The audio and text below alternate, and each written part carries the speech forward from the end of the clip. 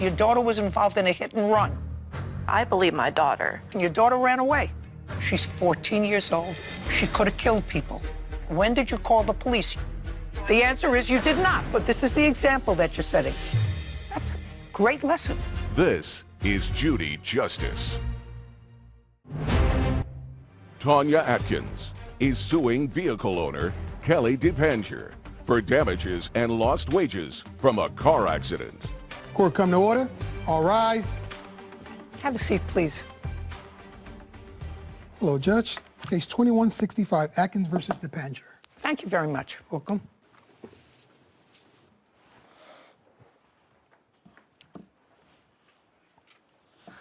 Tell me your first name. Destiny.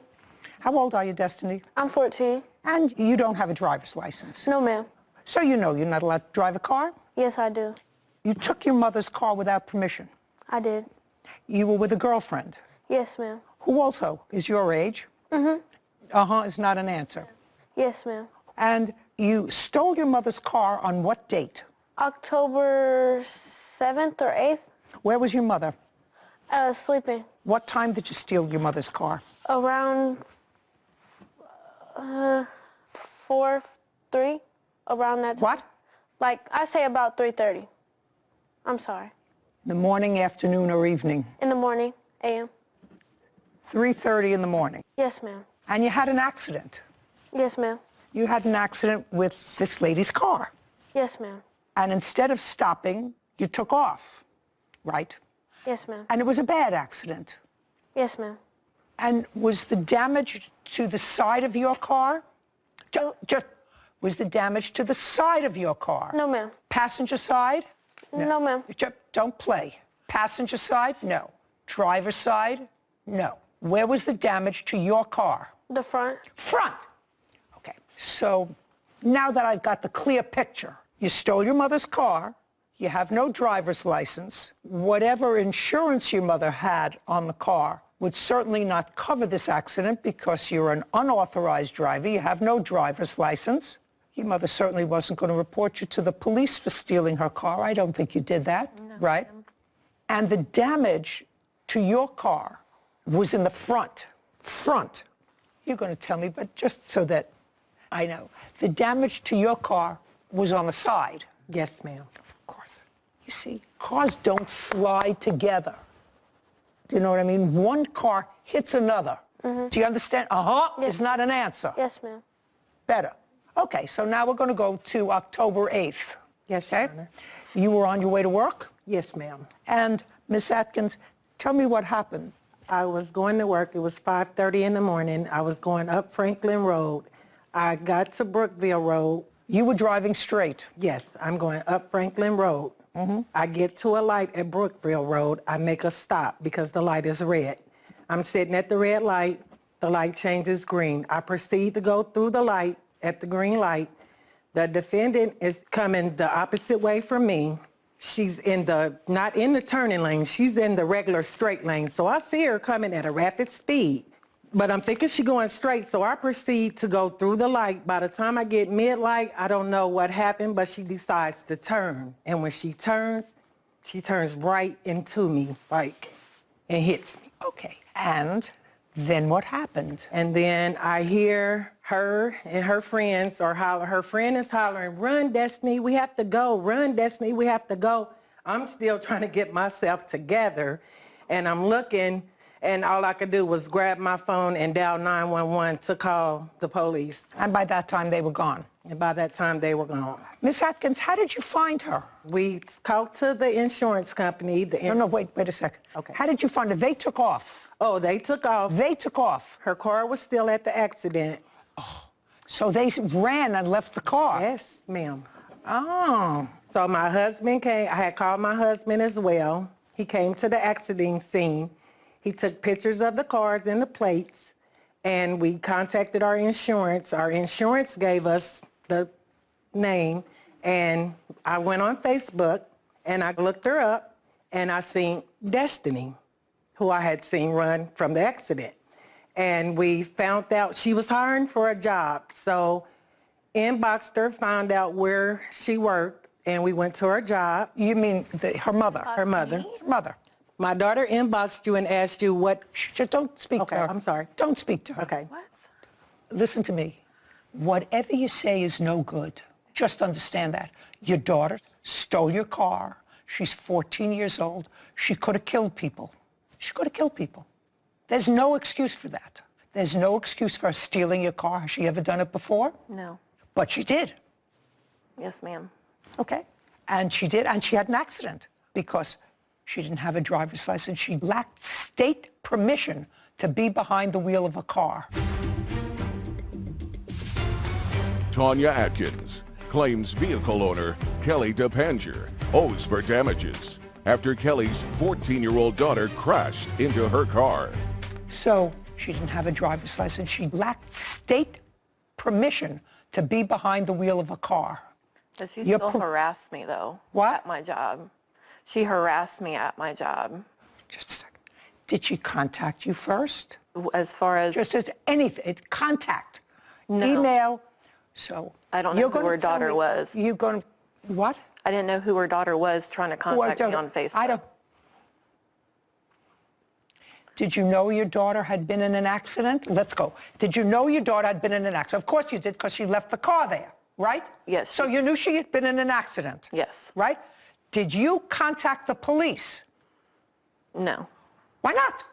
She came to the house freaking out and, in panic of her getting in an accident. And my daughter So is what did telling you, just me... a second, so what did you do? What did you do? Your daughter stole your car. I see the picture of the accident. The picture of the accident clearly shows that your daughter hit her car.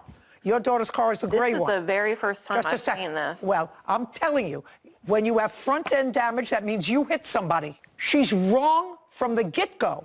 So I'm asking you, she came home, you told somebody, did you call the police and say, listen, my 14-year-old daughter took my car without permission, there was a bad accident, I hope nobody was hurt. Did you do that? No, I did not. No, of course not. You waited for somebody to find you. No, not necessarily. Well, what do you mean not necessarily? Unless you contacted somebody, did you go back to I was under the impression that they called the police. Just a second, what would give you that impression? Your daughter ran away. She said that cops were called. How did she know the cops were called? She ran away. What? The cops were there. One of the cop had spoke to me that night. I was... After the accident? No, before. I mean, yeah, after the accident. But Well, the accident happened 3:30 in the morning. The officer spoke to you at night. That's after the accident. Yes, ma'am. But there's a fire department right by where we got into an accident at. And there was a police car parked while I was fleeing the scene. And he had asked me what I was doing, and I told him that I was fine and that there had just been a car accident.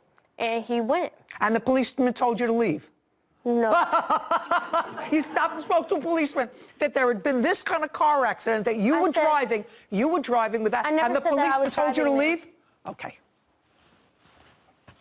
Did you notify your insurance company? Unfortunately, That's either a yes or a no. no, because I don't have insurance. It lapsed. Double whammy. So your daughter follows in her mother's foot. This is the example that you're setting. She's driving your car without a license, and you have a car that has no insurance. That's a great lesson. And so what happens is a perfect storm. Your car without insurance, driven by your unlicensed minor child, causes a stupendous accident where someone could have been killed. You don't call the police. Did you go and look at the scene of the accident? It's either a yes or a no. Not the scene. No. The scene. I'm talking about the scene of the accident. Your daughter came home. Did she tell you right away what happened? Shh. What time did your daughter get home? About 7 or 8 in the morning. Well, where did she go after the accident? Did you ask her?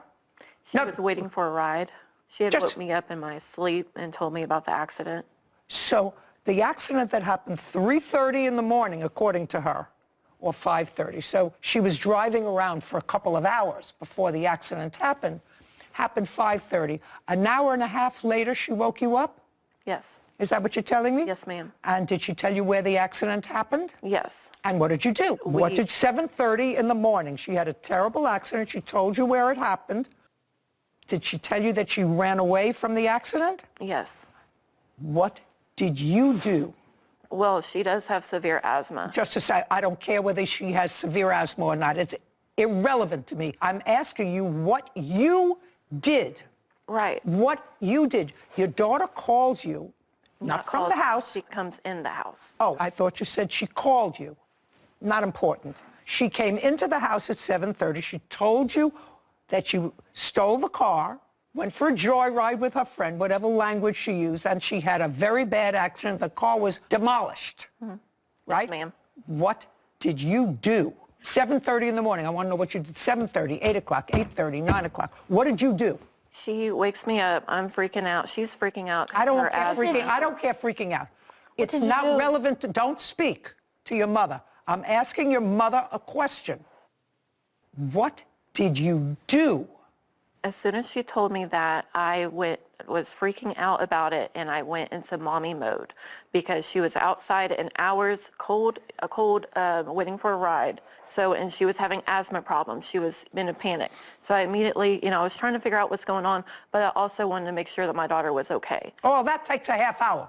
So I That went takes a half to her hour. What did you room, do at 8 o'clock? and I gave her a breathing treatment. But that, after you gave her the breathing treatment, that's 8 o'clock. Now it's 8:15. As we're giving her a treatment, we are looking through the phone, internet and looking to see what tow companies, what place would have our car. And we finally figure out where our car was, and I got a ride to go look at my car. What time? I would say maybe about 9, 10 o'clock. Okay. When was the call to the police? Now you took care of your daughter. You gave her a breathing treatment. You looked through the internet. When did you call the police? Your daughter was involved in a hit and run. I was under assumption that the police were called, Who told you that? that the police was at the scene. Just a second. Who told you that? She ran away. Well, I do know that the car got sent to a police, impound, towing company. You didn't know that until you looked it up. Right. I'm asking you when you called the police. So I The knew answer that- is you did not. No, I did not. Okay. Now, so I don't have to go look any further. No insurance, no driver's license, fled the scene, her fault. Tanya Atkins is accusing vehicle owner Kelly DePanger of refusing to pay for damages after Kelly's 14-year-old daughter crashed into Tanya's car. So now you have insurance, Yes, ma'am. and there was a note on the car. Yes, ma'am. The car is totaled. It looks like it's a total car to me. Yes, ma'am. How much was left on the note for the car? $35,000. Was left on the note? Yes, ma'am. Okay, I'll take a look at those papers in a second. Then what was the check from insurance? They paid $30,000. Can I see, please? I don't have my glasses, and they're in my purse. I'm sorry. Maybe your husband can help you. Yes, ma'am. Thank you.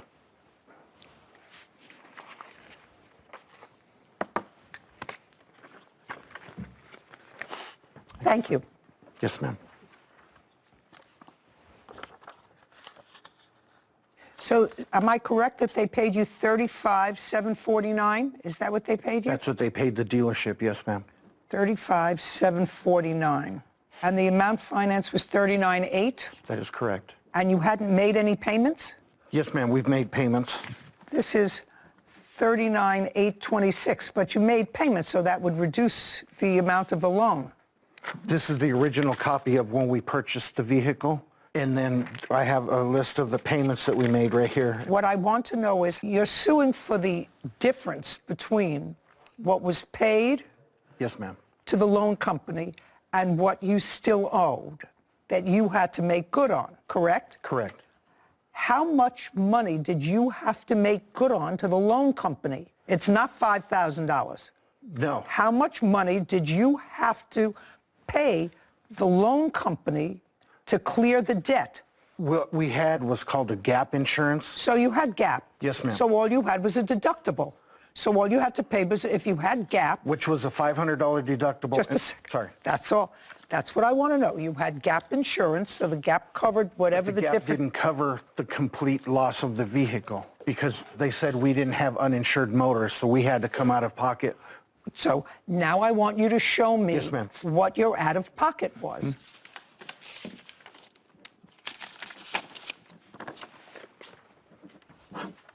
Thank you. Yes, ma'am. I'm not understanding this. You want to tell me what the out-of-pocket is?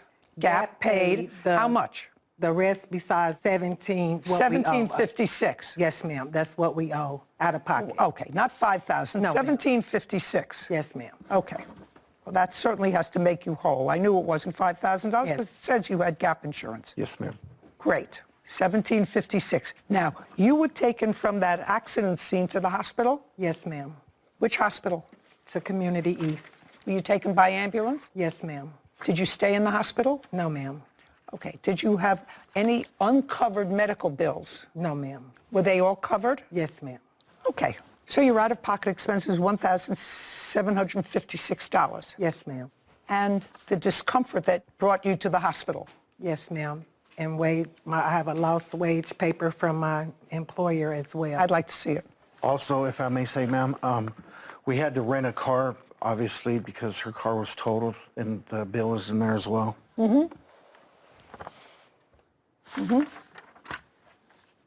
Well, your out-of-pocket expenses, including your lost wages because you didn't work a full shift, you are an hourly employee, those expenses, your car expenses, the $1,756 all amount to about $3,000. You're suing the defendant for $8,000, right? ma'am. I'm awarding you the $8,000. How dare you have a car on the road without insurance, and how dare you place other people at risk by getting behind the wheel of a car when you're 14 years old and have no business doing that? Do you own or rent your own home? We rent. You rent. Do you work? At the moment, no. Were you working then? Yes. Okay. What happened to your job? That's what you're going to tell me. You're going to tell me she came and she harassed you at your job. Tell me how. They both did. Well, No, not both. Her. the Plaintiff. well, her husband is the one that did the talking. And he said, And he told me, I have never seen the accident until now, so I have no idea. I believe my daughter. well, you shouldn't. her. Why would you believe a thief No. and a liar? Believe what happened. But why would you believe a thief and a liar? She may be a thief and a liar, but she's not stupid. If the plaintiff hit her, she would have stayed at the scene because she got hit. Doesn't that make sense to you? That if she was the one who was in the right and got hit by the plaintiff, she would have remained. She said she saw a police car there, and she spoke to a policeman. So if she was in the right in the accident, what'd she leave for? Okay, you don't know. Judgment for the plaintiff, $8,000. We're done. This court is adjourned.